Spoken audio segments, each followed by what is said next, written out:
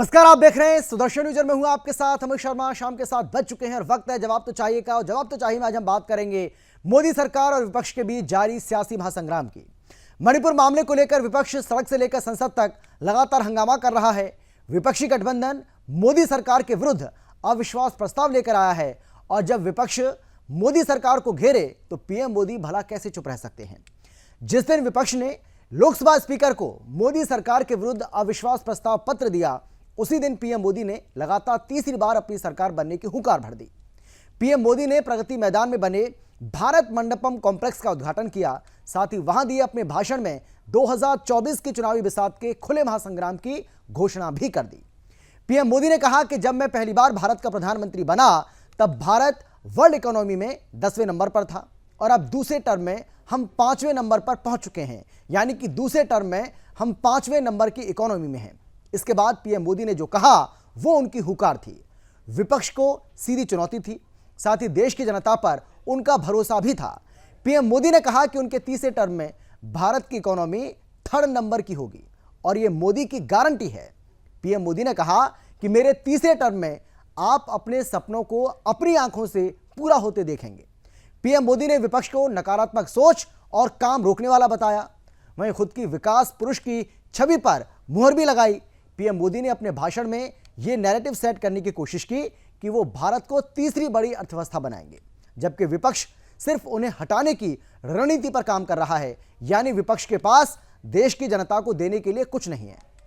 PM Modi Bharat Mandapam के उद्घाटन कार्यक्रम में बोल रहे थे, तब उनका सबसे ज्यादा जोर तीसरे टर्म शब्द पर था और कई बार उन्होंने इस शब्द का इस्तेमाल भी किया। अर्थात पीएम मोदी विपक्ष को यह संदेश देने की स्पष्ट कोशिश कर रहे थे कि आप अविश्वास प्रस्ताव लेकर आओ, लेकिन उन्होंने लगातार तीसरी बार जनता के सहयोग से भारत का प्रधानमंत्री बनने की ठान ली है या उसकी तैयारी कर ली है। वहीं पीएम मोदी का भाषण पर विपक्ष ने हमला बोला है और कहा है कि उन्हें तीसरा टर्म मिलेगा ही नहीं। आज के प्रोग्राम में हम बात करेंगे, क्या तीसरे टर्म की हुंकार भर पीएम मोदी ने विपक्ष पर मनोवैज्ञानिक बढ़त बना ली है? क्या पीएम मोदी अपने तेवरों और कार्यों से विपक्षी गठबंधन यानी कि इंडिया पर भारी पड़ेंगे? क्या पीएम मोदी 2024 में लगातार तीसरी बार भारतवर्ष के प्रधानमंत्री बन पाएंगे? और सवाल यह भी है कि विपक्ष का नया गठबंधन यानी कि इंडिया पीएम मोदी को क्या किसी तरह की कोई कड़ी चुनौती दे भी पाएगा या फिर नहीं?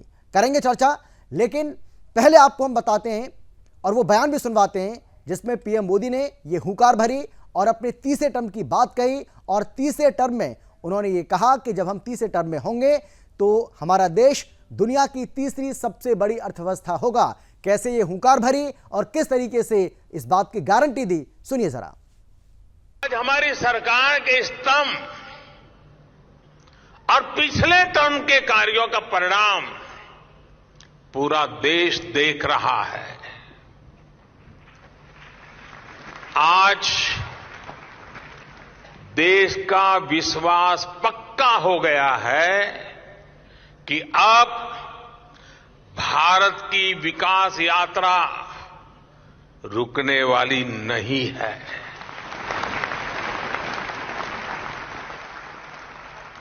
आप जानते हैं कि हमारे पहले टर्म की शुरुआत में भारत वर्ल्ड इकोनॉमी में 10वें नंबर पे था। जब मुझे आप लोगों ने काम दिया तो हम अब 10 नंबर ही थे। दूसरे टर्म में आज भारत दुनिया की 5वीं सबसे बड़ी इकोनॉमी है।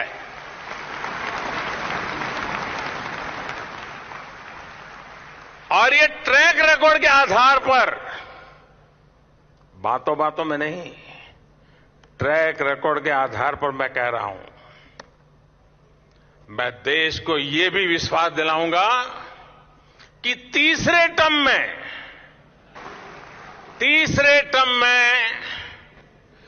दुनिया की पहली 3 इकोनॉमीज में एक नाम भारत का होगा।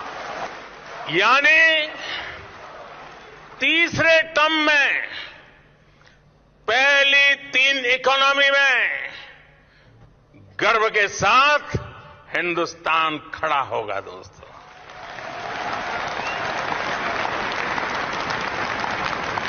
थर्ड टर्म टॉप 3 इकोनॉमी पे पहुंच के रहेगा भारत।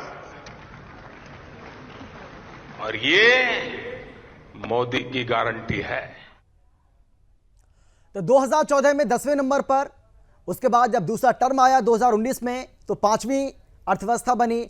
और मोदी जी इस बात की गारंटी दे रहे हैं कि जब तीसरे टर्म में हम आएंगे तो भारत की जो इकोनॉमी है वो दुनिया की तीसरी सबसे बड़ी इकोनॉमी होगी, और इस बात की गारंटी भी वो देते हुए नजर आ रहे हैं। आज चर्चा इसी को लेकर करेंगे, क्योंकि तमाम जो खास मेहमान हैं वो हमारे साथ जुड़ चुके हैं। एक बहुत बड़ा पैनल, इस पूरे मामले को लेकर हम गंभीर चर्चा करने वाले हैं, क्योंकि ये आप वाकई में एक गंभीर विषय और एक बहुत बड़ा मुद्दा, क्योंकि पीएम मोदी की ओर से जिस तरीके से कॉन्फिडेंस दिखाया जा रहा है और जीत की गारंटी तो दे रहे हैं, इसके साथ ही वो इस बात की भी गारंटी दे रहे हैं कि हम अपने तीसरे टर्म में इस देश को दुनिया की तीसरी सबसे बड़ी अर्थव्यवस्था आपको बनाकर दिखाएंगे, और आप अपनी आंखों से, यानी कि जो देशवासी हैं वो अपनी आंखों से इन सपनों को पूरा होते देख पाएंगे। चर्चा करते हैं। हमारे साथ खेमचंद शर्मा जी बीजेपी की ओर से जुड़ गए। इसके साथ ही हमारे साथ कांग्रेस की तरफ से रत्नाकर जी हैं। इसके अलावा पॉलिटिकल एक्सपर्ट के तौर पर हरगोविंद जी हमारे साथ जुड़ गए हैं। हरगोविंद अरोड़ा जी, स्वागत है आपका भी। आकाश जिंदल जी हमारे साथ जुड़ गए हैं, जो कि प्रसिद्ध अर्थशास्त्री हैं, इकोनॉमिस्ट हैं, आपका भी स्वागत है। और एक बार फिर से मैं आप सभी का स्वागत करते हुए आकाश जी आपके पास आना चाहता हूं, और आप कैसे देख रहे हैं, सीधा सवाल है मेरा आपसे, प्रधानमंत्री नरेंद्र मोदी के इस कॉन्फिडेंस को आप कैसे देख रहे हैं, और जो इस बात की गारंटी वो दे रहे हैं कि अपने तीसरे टर्म में, यानी कि पहले तो उनको इस बात का भरोसा है कि तीसरा टर्म हम ही पूरा करेंगे, तीसरी बार लगातार सरकार में हम ही आ रहे हैं, हमें जीत के हैट्रिक लगाएंगे, इस बात की गारंटी। उसके बाद ही उनका यह दावा करना कि हम दुनिया की तीसरी सबसे बड़ी अर्थव्यवस्था बनेंगे अपने तीसरे टर्म में, इसका कोई आधार आपको नजर आता है, या जो विपक्ष जो कह रहा है कि सिर्फ माहौल बनाने की कोशिश की जा रही है 2024 के लिहाज से? तीसरे टर्म में जी हम तीसरी 3 टॉप इकोनॉमीज बनेंगे, इसके लिए बिल्कुल आधार नजर आ रहा है जी। आपको मैं कुछ डेटा दे दूं। आज हिंदुस्तान दुनिया की बड़ी इकोनॉमीज में से फास्टेस्ट ग्रोइंग इकोनॉमी है। हम आज दुनिया की 5th लार्जेस्ट इकोनॉमी है। हमसे बड़ी इकोनॉमीज कौन सी हैं? अमेरिका, चाइना, जापान और जर्मनी। उनकी जीडीपी ग्रोथ आपको बता देता हूं। जर्मनी, जो यूरोप की सबसे बड़ी इकोनॉमी है, उसकी जीडीपी ग्रोथ पिछले 2 क्वार्टर्स में है नेगेटिव, माइनस में, और हिंदुस्तान की क्या है? 6 से 7% की एक्सपेक्टेशन आज की तारीख में आकाश जिंदल या आकाशजिंदल.in नहीं, ग्लोबल एजेंसी दे रही है। अब आ जाइए दुनिया की सबसे बड़ी इकोनॉमी, जिसे हम सब रोल मॉडल इकोनॉमी मानते हैं, अमेरिका। लास्ट ईयर 2 क्वार्टर्स में नेगेटिव जीडीपी ग्रोथ थी। रशिया यूक्रेन वॉर के चलते वहां 9% महंगाई हुई जी। आज भी कुछ महीने पहले उन्हें डेट सीलिंग एनहांस करने के लिए बिल पास करना पड़ा है। उसके बाद आप आ जाइए, 2 और इकोनॉमीज आ जाती हैं, जापान और चाइना। चाइना लास्ट ईयर एक क्वार्टर में जीडीपी ग्रोथ थी महज 0.4%। तो आज हिंदुस्तान सबसे ज्यादा फास्ट ग्रो कर रहा है। जब सबसे ज्यादा फास्ट ग्रो कर रहा है तो ये आकाश जिंदल का नहीं, ग्लोबल एजेंसीज का कहना है कि 2027 तक हम 5th 3rd लार्जेस्ट इकोनॉमी बन सकते हैं। ना सिर्फ इतना जी, बल्कि 2031 में $8 ट्रिलियन इकोनॉमी बन सकते हैं। 2035 में $10 ट्रिलियन इकोनॉमी बन सकते हैं। और इसके पीछे कारण क्या है? प्रधानमंत्री मोदी की सरकार के सूझबूझ बड़े फैसले। देखिए हुआ क्या है, पहले कोरोना, उसके बाद रशिया यूक्रेन वॉर की वजह से ग्लोबल इकोनॉमी को बहुत बड़ा झटका लगा है। आज ग्लोबल इकोनॉमी या तो स्लोडाउन का शिकार है या रिसेशन का। लेकिन हिंदुस्तान के सामने भी दिक्कतें आई। एक वक्त ऐसा था रशिया यूक्रेन वॉर की वजह से कि हुआ क्या था, अमेरिकन क्रूड ऑयल $130 पर बैरल टच कर गया था, US डॉलर 83 रुपीज टच कर गया था। उस समय इस सरकार ने सूझबूझ बुरा फैसला लिया, रशिया से डिस्काउंटेड क्रूड मंगाया। उसकी वजह से पेट्रोल डीजल जो है महंगा होने से बच गया। साथ ही साथ वो डिस्काउंटेड क्रूड लिया इंडियन करेंसी रुपी में, जिससे हमें महंगा डॉलर और अपनी फॉरेन एक्सचेंज भी यूज नहीं करनी पड़ी। उसके अलावा देखिए, कोरोना के अंदर एक मैसिव वैक्सीनेशन कैंपेन लॉन्च किया गया जिसकी दुनिया तारीफ कर रही है। आज देखिए मोदी सरकार के इनिशिएटिव्स जिसकी दुनिया तारीफ कर रही है। जीएसटी कलेक्शन कितनी है? अप्रैल 2023 का डेटा देखिए, 1.87 लाख करोड़। इस तरह की बम्पर कलेक्शन है। उसके अलावा इनकी सरकार के आप अलग अलग चीजें देखिए। देखिए 2014 में हिंदुस्तान की हालत क्या थी? फ्रेजाइल 5 में से एक था। आज देखिए इनकी सरकार के अच्छे फैसले, startup India, stand up India, मुद्रा लोन स्कीम। अब देखिए स्टार्टअप्स में कितने स्टार्टअप्स तो हमारे यूनिकॉर्न्स बन गए हैं। दुनिया भर में हिंदुस्तान की इज्जत हो रही है स्टार्टअप्स के कारण। अभी पीएम मोदी यूएस गए, फ्रांस गए, किस तरह की इज्जत उन्हें मिली। और वो सिर्फ पीएम की इज्जत नहीं थी, वो हर हिंदुस्तानी की इज्जत थी, क्योंकि मैं तो ग्लोबल चैनल्स पे शो करता हूं, ग्लोबल लोगों से डील करता हूं, तो हिंदुस्तान की इकोनॉमी को आज दुनिया सलाम कर रही है। आज हमारा सेंसेक्स देखिए 66,000 से ऊपर है। सारे दुनिया के इन्वेस्टर्स यहां इन्वेस्ट कर रहे हैं, फॉरेन डायरेक्ट इन्वेस्टमेंट यहां आ रही है। तो मेरा ये मानना है कि थर्ड बिगेस्ट इकोनॉमी हम बनेंगे अगर इनकी थर्ड टर्म आती है। तो इसके पीछे बेसिस है, ट्रैक रिकॉर्ड है, जो चीजें हमने देखी हैं। देखिए कोरोना हुआ, रशिया यूक्रेन वॉर हुई, तब भी हिंदुस्तान ने इकोनॉमी को संभाल के रखा प्रधानमंत्री मोदी की गाइडेंस के अंदर। मैंने अभी आपको बड़े कंट्रीज की एग्जांपल दी है, अब आ जाइए छोटे कंट्रीज पे। श्रीलंका का क्या हाल है? लास्ट ईयर आई थिंक कितने शो मैंने श्रीलंका पे किए और सारे देश ने देखा है वो। पाकिस्तान के अंदर क्या हाल है? आज से कुछ महीने पहले 1-1 किलो आटे के लिए खूनी जंग हो रही थी। पाकिस्तान में फूड इन्फ्लेशन आज कहां है? पाकिस्तान में इन्फ्लेशन कहां है? वहां डॉलर का रेट देख लीजिए क्या है, पेट्रोल का रेट देख लीजिए क्या है। इतना कर्जा है कि इंटरेस्ट देने के लिए उसका पैसा नहीं है। श्रीलंका की हालत मैंने आपको बताई। अर्जेंटीना में 104% तक इन्फ्लेशन पहुंच गई थी। हिंदुस्तान में आज भी इन्फ्लेशन, आरबीआई का जो कंफर्ट लेवल है 4% ±2% के अंदर है। तो इस सरकार ने दिक्कत में भी भारत की अर्थव्यवस्था को संभाला है और आज हम दुनिया की सबसे बड़ी पॉपुलेशन वाली इकोनॉमी बन गए हैं। तब भी हमारी इकोनॉमी संभली हुई है। और फिर कहूंगा चाइना, अमेरिका, जर्मनी, जापान सबसे कहीं ज्यादा तेजी से हम बढ़ रहे हैं। तो ये तो ट्रैक रिकॉर्ड है ही है, दिख रहा है, ये डेटा के अंदर रिफ्लेक्ट हो रहा है। इसके अंदर मुझे किसी तरह का कोई शक नहीं लग रहा। बल्कि एक चीज और बताना चाहूंगा, अभी लेटेस्ट रिसर्च आई है कि 2060 में हिंदुस्तान दुनिया की सबसे बड़ी इकोनॉमी बनने वाला है। ये सब क्यों हुआ है? क्योंकि 9 साल में पिछले हमने तरक्की देखी है, तेजी देखी है, ग्रोथ देखी है। सरकार के बहुत से ऐसे इनिशिएटिव्स हैं जिनकी वजह से सरकार ने हिंदुस्तान को एक ग्रोथ ट्रेजेक्टरी पे लाके रख दिया है।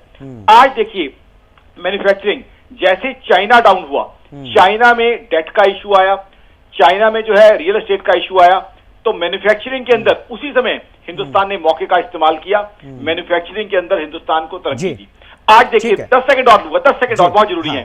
सेमीकॉन इंडिया, सेमीकंडक्टर्स के लिए जो आज हर इलेक्ट्रॉनिक डिवाइस की आत्मा है, चाहे आपका जो है मोबाइल फोन हो, स्मार्टफोन हो, लैपटॉप हो, एलईडी हो, कार हो, उसके लिए हिंदुस्तान बहुत बड़ा प्रयोजन कर रहा है कि सेमीकंडक्टर्स हो, सेमीकंडक्टर्स की प्रोडक्शन यहाँ पे हो।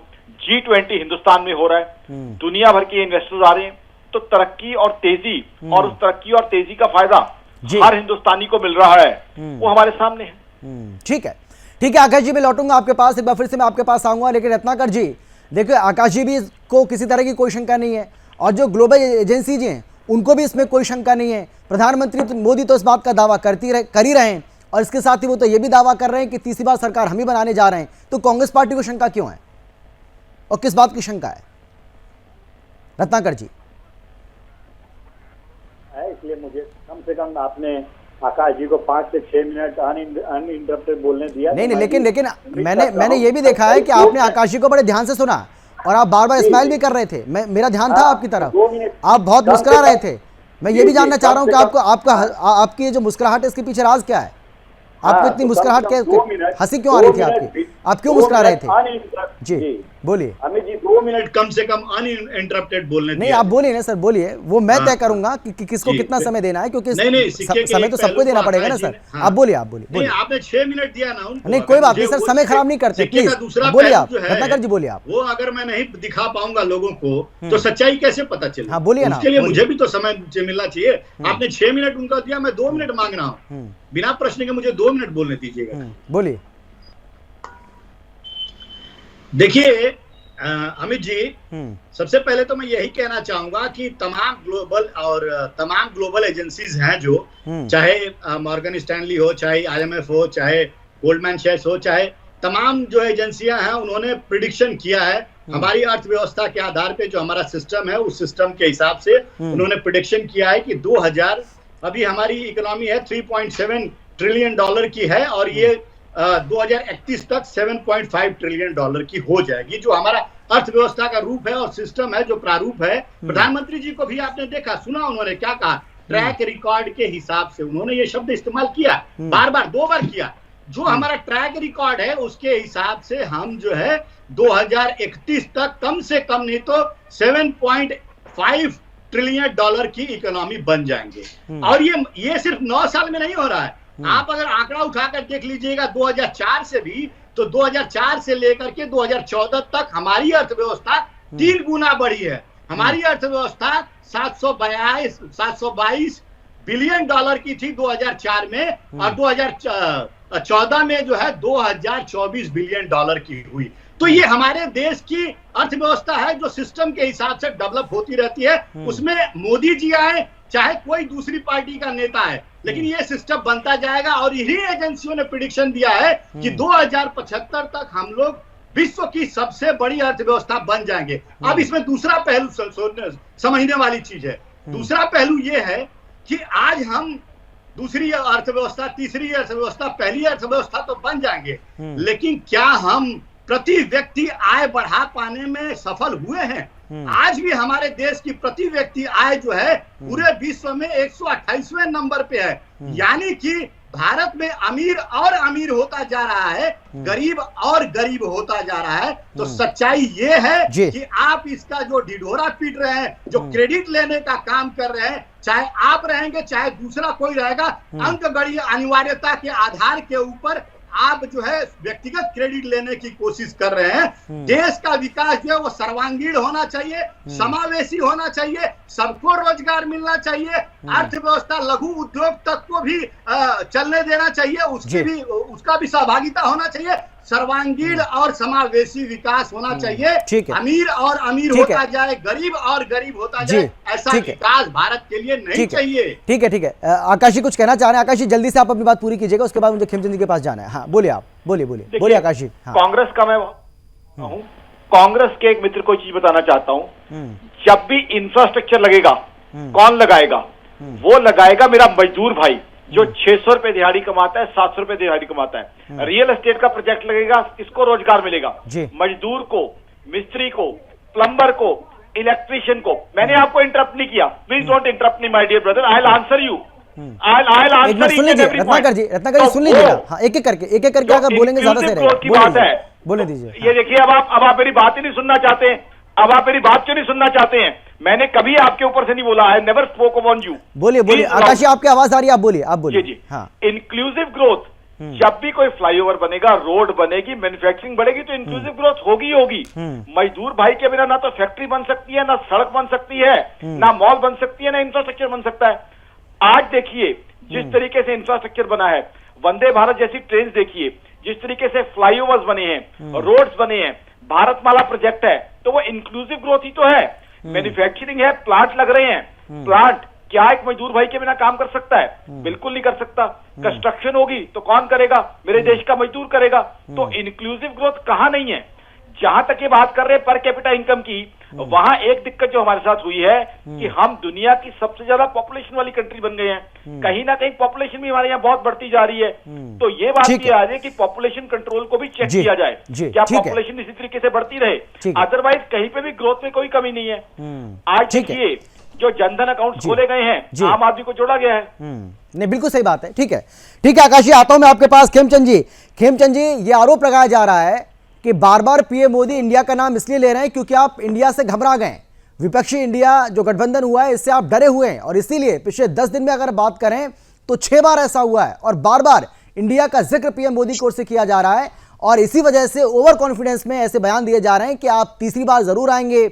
इसके साथ ही आप इकोनॉमी को लेकर भी जो लगातार दावा कर रहे हैं कि ये मैं गारंटी देता हूं कि जो हमारा तीसरा टर्म होगा उसमें हम तीसरी दुनिया की सबसे बड़ी अर्थव्यवस्था बन जाएंगे। तो ये जो बयान सब दिए जा रहे हैं, ये आप डर कर दे रहे हैं। आपका जवाब? कांग्रेस कुछ भी कह सकती है, और उनके जो इकोनॉमी अलग है। वो कहते हैं हमारा इंडिया का ट्रैक रिकॉर्ड, देश का ट्रैक रिकॉर्ड होता है, सभी सरकारों का योगदान रहता है। किसी का कम रहता है, किसी का ज्यादा रहता है, किसी का नेगेटिव रहता है, किसी का पॉजिटिव रहता है, किसी का कम रहता है, किसी का ज्यादा रहता है। आदरणीय प्राइम मिनिस्टर मोदी जी ने भी ये बोला, हम सकारात्मकता से काम कर रहे हैं, हम देश के लिए काम कर रहे हैं, हम कॉन्सेंट्रेशन से काम कर रहे हैं, हम रोड मैप के अनुसार काम कर रहे हैं। इसीलिए हम अपनी इकोनॉमी को तेजी से आगे बढ़ा पा रहे हैं। हमारे जो लक्ष्य है उनको हम समय से पहले प्राप्त कर रहे हैं। भिन्न भिन्न क्षेत्रों में जो हमारे लक्ष्य है हमने उनको समय से पहले प्राप्त किया। आज जो इकोनॉमी है हमारी $3 ट्रिलियन के आसपास पहुंच चुकी है। 2.75 ऑफिशियल कई महीने पहले की बात है, 3 ट्रिलियन डॉलर के आसपास पहुंच चुकी है। और जो आदरणीय प्राइम मिनिस्टर मोदी जी कहते हैं कि मैं अपनी 3rd टर्म में अपने भारत की इकोनॉमी को 30वें नंबर पर पहुंचाऊंगा, तो वो उनका विश्वास है। इस तरीके से उन्होंने पिछले 9 साढ़े 9 साल में काम किया है। हर सेक्टर को उन्होंने नहीं, लेकिन दिन काम दूनी पर रात विश्वास चौगुनी हो तरक्की सकता दी है, है। काम पर भरोसा हो सकता है, लेकिन मैं तीसरा टर्म भी आ रहा हूं, मतलब तीसरा कार्यकाल भी मैं पूरा करूंगा, तीसरी बार जनता हमें मौका देने जा रही है। इसके पीछे की वजह क्या हो सकती है? ये जो कॉन्फिडेंस है, इसके पीछे क्या वजह हो सकती है? मौका तो जनता को ही देना है। ये आपने शब्द यूज किया कॉन्फिडेंस, विश्वास। जी तो जो आशीर्वाद है उनके ऊपर जो जनता का प्रेम है, ये उस प्रेम और आशीर्वाद की वजह से आदरणीय प्राइम मिनिस्टर मोदी जी नहीं, कहीं ऐसा तो नहीं है ये कि उनको- कांग्रेस पार्टी भी बहुत ज्यादा गारंटी दे रही है, और उस गारंटी का जिक्र पीएम मोदी कई बार कर भी चुके हैं कि कांग्रेस जहां भी जाती है आजकल बहुत सारी गारंटियां दे रही है, और उन गारंटियों का क्या हश्र होता है ये सभी जानते हैं। लेकिन अब पीएम मोदी भी सबको गारंटी दे रहे हैं, है। तो मतलब कहीं ऐसा तो नहीं है कि कांग्रेस को काउंटर करने के लिए या विपक्षी इंडिया को काउंटर करने के लिए अब मोदी जी भी गारंटी देने लगे? अमित भाई सबको हक है, जी कांग्रेस को भी हक है अपनी गारंटियां दे, खूब गारंटियां दे। आदरणीय प्राइम मिनिस्टर मोदी जी की जो गारंटी है वो स्टाम्प पेपर पे लिखी गारंटी होती है। उन्होंने कहा 370 हटाएंगे, हटा डाला। उन्होंने कहा कि हम ईंट का जवाब पत्थर से देंगे, तो पाकिस्तान में एयर स्ट्राइक भी की, सर्जिकल स्ट्राइक भी की। उन्होंने कहा हम इंफ्रास्ट्रक्चर को वर्ल्ड क्लास इंफ्रास्ट्रक्चर बनाएंगे। आज 5 गुना ज्यादा स्पीड से हमारा इंफ्रास्ट्रक्चर भारत में डेवलप हो रहा है। उन्होंने कहा जिन चीजों को हम इम्पोर्ट करते हैं हम भारत से एक्सपोर्ट करेंगे। आईफोन भारत से एक्सपोर्ट हो रहा है, थोड़े नहीं, billions of the dollar. Semiconductor आज भारत में बनेंगे जिनको हम इम्पोर्ट कर दे रहे हैं, जिनकी वजह से हमारे बहुत सारे जो इलेक्ट्रॉनिक्स के, इवन हमारी जो गाड़ियां हैं उन पर बहुत सारी जो डिपेंडेंसी विदेशों पर रहती थी, समटाइम सप्लाई कम होती थी, तो हमारे यहाँ पे जो मैन्युफैक्चरिंग है वो डिले हो जाती थी, लटक जाती थी, फटक जाती थी। आज हम सिर्फ सर्विस सेक्टर में नहीं, मैन्युफैक्चरिंग में भी हम बहुत तेजी से आगे बढ़ रहे हैं। हम जो टेक्निकल इक्विपमेंट्स हैं, टेक्नोलॉजी बेस्ड चीजें हैं जो फ्यूचरिस्टिक हैं, 5G टेक्नोलॉजी है, IoT है, AI है, रोबोटिक है, और इन सब चीजों में हम तेजी से आगे बढ़ रहे हैं। हमने research, dedicated research lab establish की है। आज हम आसमान में भी तेजी से आगे बढ़ रहे हैं। आज हर जगह टेक्नोलॉजी रिसर्च युद्ध स्तर पे आगे बढ़ रहा है। जितनी भी मदद, जैसी भी मदद वहां पे चाहिए वो दी जा रही है। आज भारत फोकस तरीके से आगे बढ़ रहा है, और ये बात ना सिर्फ भारत की जनता महसूस कर रही है बल्कि पूरे विश्व की अलग अलग एजेंसियां महसूस कर रही हैं, और वो बता रही हैं। मैं मानता हूँ रत्नाकर भाई कह रहे हैं कि देश का ट्रैक रिकॉर्ड होता है, और देश के ट्रैक रिकॉर्ड के आधार पर आदरणीय प्राइम मिनिस्टर मोदी ने बोला, बिल्कुल बोला, लेकिन उस ट्रैक रिकॉर्ड को मेंटेन करने के लिए मजबूत, कॉन्फिडेंट और एक अच्छी सरकार की जरूरत है, एक अच्छे प्राइम मिनिस्टर की जरूरत है, और एक अच्छे मजबूत नेता की जरूरत होती है। तो जो नेता ने जो 9 साल उन्होंने जो नेतृत्व दिया है, ऐसा ही नेतृत्व रहेगा तो तेजी से आगे बढ़ेंगे। अगर नेतृत्व गड़बड़ाता है तो इकोनॉमी भी गड़बड़ाती है। ठीक है, हरगोविंद जी, आप कैसे देख रहे हैं पीएम मोदी के इस बयान को? और ये देखिए कि पिछले अगर 10 दिन की अगर हम बात करेंगे तो 10 दिन में 6 बार ऐसा हुआ है जब जबरदस्त अटैक किया गया है पीएम मोदी की ओर से विपक्षी इंडिया को लेकर। और इंडिया को लेकर क्या कुछ कहा वो तो आपने देखा ही होगा, लेकिन उनका यह कहना कि तीसरे कार्यकाल में हम आ रहे हैं, तीसरा कार्यकाल हम ही पूरा करेंगे, और दुनिया की तीसरी सबसे बड़ी अर्थव्यवस्था हम देश को बनाने जा रहे हैं, इस बात की मैं गारंटी भी दे रहा हूं। कैसे देख रहे हैं एज ए पॉलिटिकल एक्सपर्ट आप इस बयान को? देखिए, ये ओवर कॉन्फिडेंस से अधिक तो विपक्ष की एकजुटता का डर है जी। और जहां तक शुरुआत में आपने कहा कि मनोवैज्ञानिक दबाव विपक्ष पर बनाने का प्रयास है, ये मनोवैज्ञानिक ऊर्जा अपने कार्यकर्ताओं को देने के लिए अधिक है ताकि वो निराश ना हो। दूसरा, अभी भाई साहब ने कहा कि खैर सभी ने कहा पैनल बैठे लोगों में कि 10 वर्ष में अर्थव्यवस्था यहां गई। 1991 में नरसिम्हा राव देश के प्रधानमंत्री बनते हैं, तब देश की अर्थव्यवस्था कहां थी?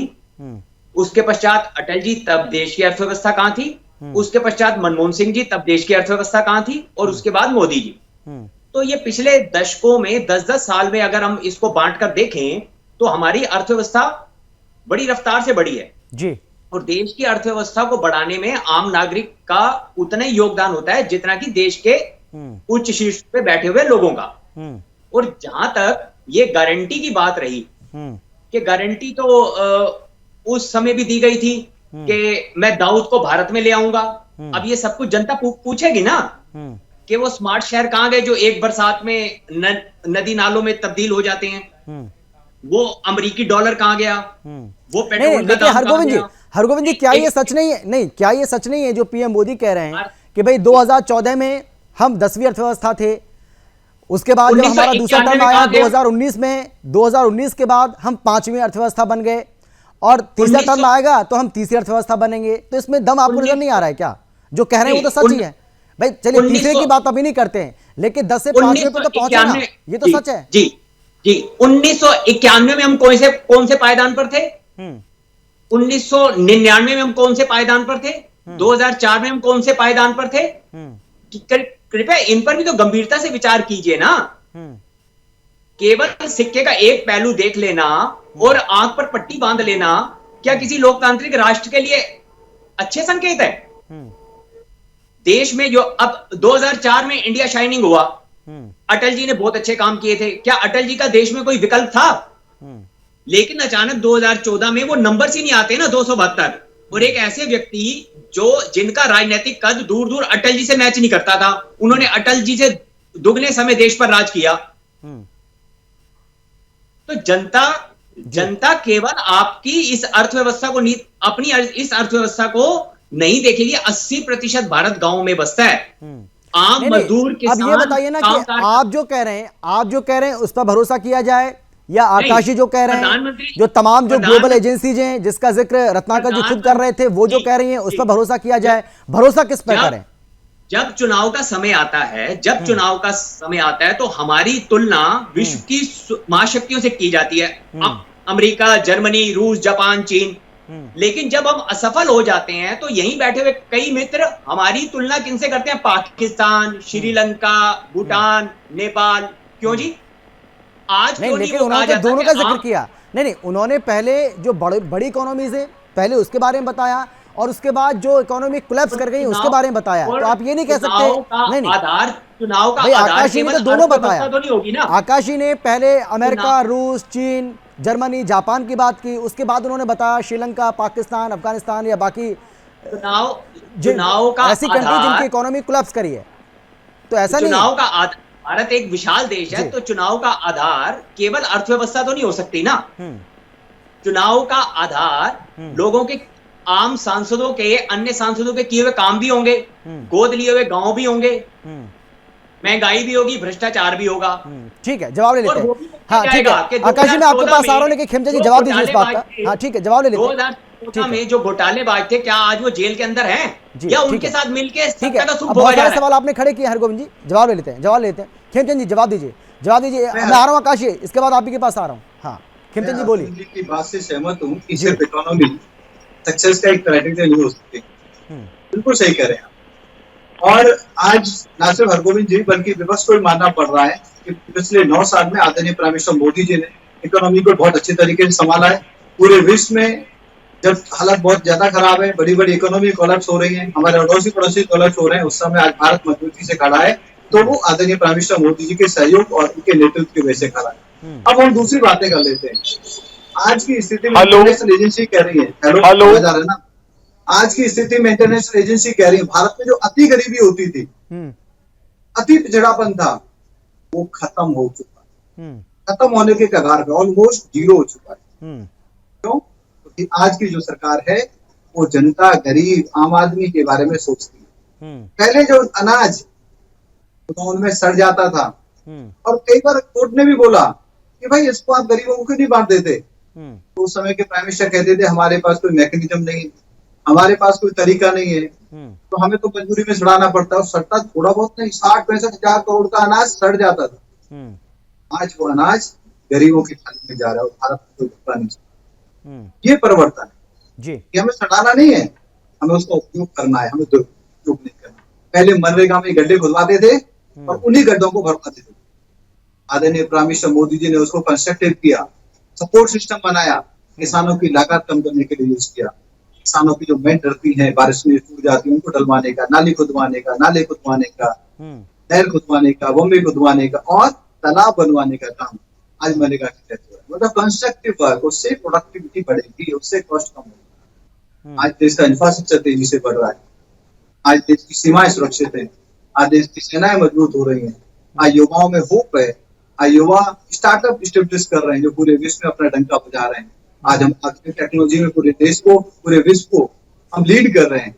ना सिर्फ अपनी जरूरतें पूरी कर रहे हैं बल्कि हम पूरे विश्व में सेवाएं दे रहे हैं, दे रहे हैं। आज मेडिकल में आप देखिए, आदरणीय प्राइम मिनिस्टर मोदी जी का काम है कि जब कोरोना जैसी बीमारी आती है, ना सिर्फ हम अपने देशवासियों को कोरोना की दवाई दे पाते हैं, वैक्सीन दे पाते हैं, बल्कि विश्व के 100 से ज्यादा देशों को मदद कर पाते हैं।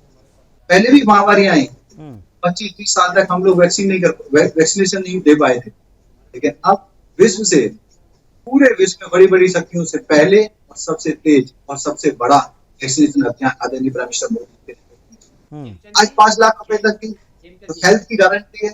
आयुष्मान भारत के तहत कौन दे रहा है? आदरणीय प्राइम मिनिस्टर मोदी जी दे रहे हैं। इकोनॉमी को मजबूत बनाए हुए हैं, मेडिकल की सीटें हमने डबल कर दी, इंफ्रास्ट्रक्चर 4 गुना स्पीड से बढ़ रहा है, सेनाएं मजबूत हैं, किसानों को मदद दी जा रही है, युवाओं को होप है, युवाओं को आगे बढ़ाया जा रहा है। तो इसी को तो कहते हैं नया भारत, इसी को तो कहते हैं बढ़ता हुआ भारत। रत्नाकर जी बोलिए, रत्नाकर जी बोलिए। विश्वास, इसी को तो कहते हैं लोगों का प्यार। रत्नाकर जी, लेकिन सवाल ये है ना आपसे, भाई ये सवाल तो आपसे पूछा जाएगा कि कम से कम ये सरकार जो है, एक विजन है सरकार के पास, ये सरकार बता तो रही है, सरकार के मुखिया जो है बता तो रहे हैं कि हम तीसरे कार्यकाल में जब आएंगे तो हम क्या करेंगे, लेकिन विपक्षी इंडिया के पास तो कोई विजन ही दिखाई नहीं पड़ता।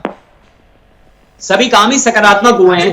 अमित जी, ठीक है, मैं आ रहा हूँ, मेरे से मैं आ रहा हूँ मैं। हाँ ठीक है, रत्नाकर जी, हाँ बोलिए। देखिए, हाँ अमित जी, खेमचंद भाई जो है भाषण तो अच्छा दे लिए, लेकिन ये आंकड़ों पे बात नहीं किए, और मैं ज्यादातर तथ्यात्मक डिबेट करता हूँ, मैं आंकड़ों पे ही करता हूँ, मैं आंकड़ों पे ही आके इनको जवाब देना चाहता हूँ।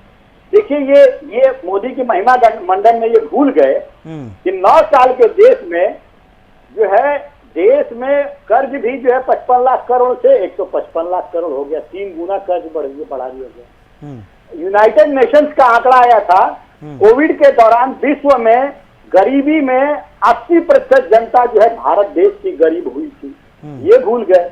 ये मोदी जी गारंटी तो देते हैं, 5 दशक का अगर ट्रैक रिकॉर्ड देखा जाए तो कोई भी व्यक्ति गारंटी दे सकता है। अब एक मिनट, मैं बोला नहीं, शर्मा जी बोला नहीं, मैंने चुप रहिए, 1 मिनट, जब मेरी बात पूरी हो जाए। हाँ ठीक है, मैं आ रहा हूँ खेमचंद जी, लौटूंगा मैं। हाँ 5 दशक के ट्रैक रिकॉर्ड में कोई भी गारंटी दे सकता है कि हमारा देश तीसरे अर्थव्यवस्था पे भी जाएगा और पहले अर्थव्यवस्था पे भी जाएगा, लेकिन मोदी जी आज जो गारंटी दे रहे हैं वो ये नहीं बता रहे हैं कि महंगाई की गारंटी जो उन्होंने 45 साल में सबसे ज्यादा बेरोजगारी की गारंटी दे दिया है उन्होंने। ठीक है, महंगाई जो है ऑल टाइम हाई की गारंटी दे दिया है। रत्नाकर जी, एक गारंटी कर्नाटक में आपने भी दी थी, कर्नाटक में आपने 5 गारंटी दी थी, लेकिन अब डीके शिव कुमार कह रहे हैं, डीके शिव कुमार अब कह रहे हैं कि इस साल विकास कम होगा। विकास कम इसलिए होगा क्योंकि हमने 5 गारंटी आपको दी थी, और उन 5 गारंटी को पूरा करने के लिए 40,000 करोड़ हमने अलग से रखा है, इसीलिए इस साल ज्यादा विकास नहीं कर पाएंगे। तो गारंटी आप भी दे रहे थे, आपकी गारंटी कैसी है हम सब जानते हैं। आकाशी जल्दी से 10 सेकंड में अपनी बात रखिए। आकाशी 10 सेकंड में। सबसे पहले महंगाई का डेटा दे दूं। महंगाई आरबीआई का जो कंफर्ट लेवल है 4% ±2%, उसके बीच में चल रही है। तो कहां महंगाई जो है बढ़ी हुई है, महंगाई कहां बढ़ी हुई है बता दूं। महंगाई बढ़ी हुई है जी की सबसे बड़ी इकोनॉमी अमेरिका में, जून 2022 में 9%। ठीक है आकाश जी, माफी के साथ रोक रहा हूँ आपको, समय मेरे पास नहीं बचा, जल्दी से। महंगाई बढ़ी रशिया यूक्रेन वॉर की वजह से। ठीक है, हिंदुस्तान में महंगाई कंट्रोल में है, तो डेटा कम से कम सही डेटा दिया जाए। ठीक है, मैं इस चीज की हरगोविंद जी जल्दी से अगर 10 सेकंड में अपनी बात रख पाए आप। आकाश जी माफी के साथ रोक रहा हूं, समय बचा नहीं मेरे पास। हाँ जल्दी से। इंडिया का डर ये है कि एनडीए के 38 दलों में 24 दल ऐसे हैं जिनका ना कोई विधायक है ना कोई सांसद है। ठीक है, इसको लेकर बहुत चर्चा हम कर चुके हैं, पहले भी चर्चा हम कर चुके हैं, समय मेरे पास इतना ही है। माफी के साथ आप सभी को मैं रोक रहा हूं। बहुत धन्यवाद हमारे साथ चर्चा में जुड़ने के लिए, अपनी अपनी बात रखने के लिए। लेकिन बड़ा सवाल यही है कि प्रधानमंत्री नरेंद्र मोदी के इस कॉन्फिडेंस के पीछे आखिर वजह क्या है। क्या पिछले 9 साल में जो विकास की बयार बही है देश के अंदर, जो चहुमुखी विकास देश के अंदर हुआ है, क्या यही प्रधानमंत्री नरेंद्र मोदी के इस बयान के पीछे कॉन्फिडेंस है, या कोई और वजह भी इसकी हो सकती है? क्योंकि जो जानकार हैं वो ये भी कह रहे हैं कि विपक्षी इंडिया को काउंटर करने के लिए पीएम मोदी ये बयान दे रहे हैं। अब इसमें सच क्या है, ये तो जो राजनीति के जानकार हैं, जो राजनीति के माहिर हैं, वही बता सकते हैं। लेकिन सच्चाई यही है कि पिछले 9 साल के दौरान ज़बरदस्त तरीके से विकास हुआ है देश के अंदर, और उसी आधार पर पीएम मोदी हो सकता है कि ऐसा बयान दे रहे हों और यही वजह है कि उनको भरोसा भी है कि तीसरी बार वो सरकार बनाएंगे और देश को दुनिया की तीसरी सबसे बड़ी अर्थव्यवस्था भी बनाकर दम लेंगे। फिलहाल इतना ही। देश और दुनिया की बाकी खबरों के लिए आप देखते रहिए सुदर्शन न्यूज़। नमस्कार।